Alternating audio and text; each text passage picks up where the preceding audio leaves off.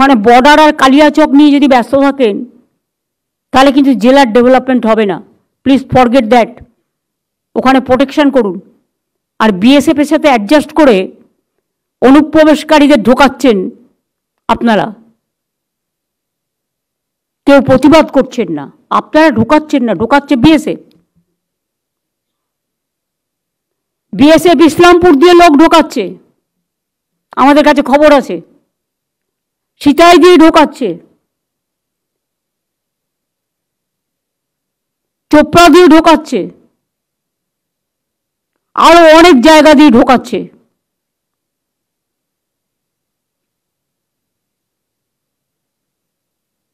BSF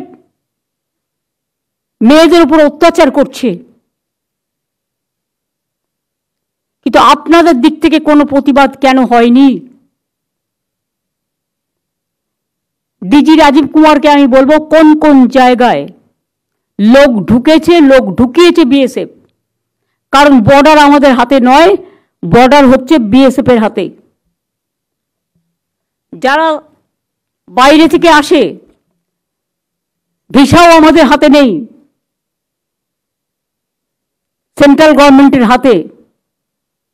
যারা প্লেনে আসে তাদের কোনো লিস্টও আগে আমাদের দিতে এখন দেয় না, ফলে আমরা জানতে পারি না কারা আসছে, কারা ঢুকছে। ট্রেনও চলছে, বাসও চলছে, বিএসএফও চলছে।